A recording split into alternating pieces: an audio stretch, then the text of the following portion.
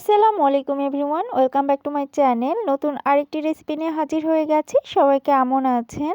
তো যারা নতুন চিতই পিঠা তৈরি করতে ভয় পান বা যাদের পিঠা নষ্ট হয়ে যায় তাদের জন্য আজকের এই রেসিপি। ছোটখাটো দু একটা টিপস বলে দিব, একদমই সহজভাবে তৈরি করে নিতে পারবেন, কোনো ঝামেলাই মনে হবে না। চলুন তাহলে কথা না বাড়িয়ে মূল রেসিপিতে চলে যাই। আশা করছি আজকের রেসিপি খুব ভালো লাগবে ও সহজও লাগবে। চিতই পিঠা তৈরি করার জন্য এখানে আমি শুকনো চালের গুঁড়িটা ব্যবহার করছি। আপনারা চাইলে ভেজা চালের গুঁড়িটা দিয়েও করে নিতে পারেন। তো এখানে আমি 3 কাপ শুকনো চালের গুঁড়ি দিয়েছি, হাফ চামচ দিয়ে দিচ্ছি লবণ। আঙুল দিলে যেন সহ্য করা যায় এমন গরম পানি, অর্থাৎ কুসুম গরম থেকে একটু বেশি গরম হতে হবে, এরকম পানি এখানে ব্যবহার করতে হবে। তো আমি এখানে পানিটা দিয়ে দিচ্ছি, আর পানির পরিমাণটা এখানে বলতে পারছি না, আপনাদের আটার পরিমাণ অনুযায়ী পানিটা লাগবে। পানিটা দিয়ে হাত দিয়ে মেখে নিয়ে খুব ভালো মতো লিকুইড ব্যাটার তৈরি করে নিতে হবে। আর একেবারে পানি দেওয়া যাবে না, ধাপে ধাপে পানি দিতে হবে। যতবার পানি দিতে হবে গরম পানি দিতে হবে। চিতই পিঠা তৈরির প্রথম, দ্বিতীয়, তৃতীয়, চতুর্থ, শেষ ধাপ যেটাই বলুন না কেন, প্রধান ধাপই হচ্ছে একদম পারফেক্ট ভাবে লিকুইড ব্যাটারটা তৈরি করে নেওয়া। আর এর জন্য খুব ভালো মতো আটাটাকে মুথে নিতে হবে, আর সময় নিয়ে এই কাজটা করতে হবে। আটার মধ্যে কিন্তু গুঁড়ি গুঁড়ি ভাব থাকে, দানা দানা, এগুলো একদম মিশিয়ে ফেলতে হবে। অনেকক্ষণ পর্যন্ত এভাবে মুথে নিলে কিন্তু এগুলো মিশে যাবে। অনেকে অনেক পদ্ধতি ব্যবহার করে কিন্তু এই ব্যাটারটা তৈরি করে। যাদের ঘরে ব্লেন্ডার নেই, বেকিং পাউডার নেই, তাদের জন্য আমি কিন্তু আজকের এই রেসিপিটা শেয়ার করেছি।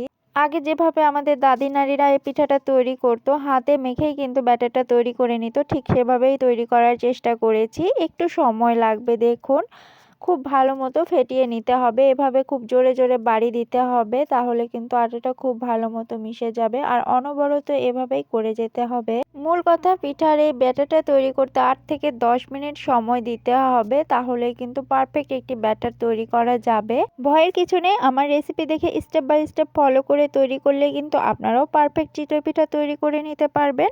আমিও কিন্তু আগে পারতাম না, এখন যখন তখন কিন্তু চিতই পিঠা বানিয়ে খাই, আবার দুধে ভিজিয়েও খাই, কোনো সমস্যাই হয় না। অফ ক্যামেরাও কিন্তু অনেকক্ষণ আমি আটাটা মুথে নিয়েছি, এত দেখানো যাবে না, তাহলে ভিডিওটা কিন্তু অনেক বড় হয়ে যাবে। যাই হোক, ব্যাটারটা কিন্তু একদম রেডি।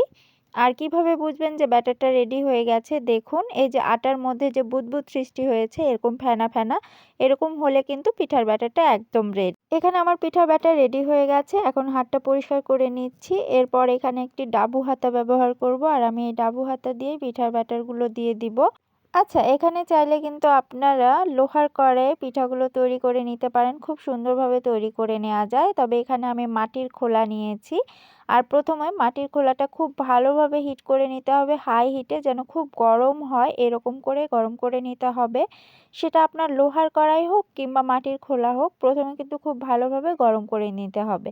এরপরে পিঠার ব্যাটারটা দিয়ে দিচ্ছি। পিঠার ব্যাটার দেওয়া হয়ে গেলে উপরে 2-1 ফোঁটা বুদবুদ সৃষ্টি হবে, তখন ঢাকনা দিয়ে ঢেকে দিতে হবে।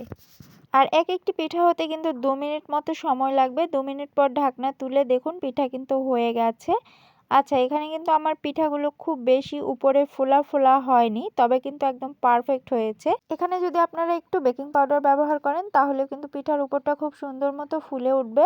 আমি প্রথমে বলেছি কিছুই ব্যবহার করব না, এভাবেই পিঠা তৈরি করে দেখাবো, এই জন্য আমি বেকিং পাউডারও দেইনি। তো দেখুন, তারপরেও পিঠাগুলো খুব সুন্দর হয়েছে। এভাবেই কিন্তু দুধে ভেজানো যাবে। তো আজকের ভিডিও আর বেশি বড় করব না, এজন্য আমি দুধে ভিজিয়ে দেখালাম না। এভাবে পিঠা তৈরি করে আপনারা দুধে ভিজিয়েও খেতে পারবেন, এমনিতেও খেতে পারবেন, আবার ভর্তা চাটনি দিয়েও কিন্তু খেতে পারবেন। তো দেখুন পিঠার ব্যাক পার্টটাও কত সুন্দর হয়েছে, বেশি পুড়েও যায়নি, খুব সুন্দর একটা মিষ্টি কালার এসেছে। তো প্রিয় দর্শক, আমার ভিডিও ভালো লেগে থাকলে চ্যানেলটি অবশ্যই সাবস্ক্রাইব করে দেবেন। পাশে থাকা বেল আইকনটিতে ক্লিক করে রাখলে আমার নিত্য নতুন ভিডিও সবার আগে পেয়ে যাবেন। আজকের মতো এখানেই বিদায় নিচ্ছি। পরবর্তীতে নতুন কোনো রেসিপি নিয়ে আবারও হাজির হয়ে যাব। সে পর্যন্ত সবাই ভালো থাকবেন, সুস্থ থাকবেন। আল্লাহ হাফিজ।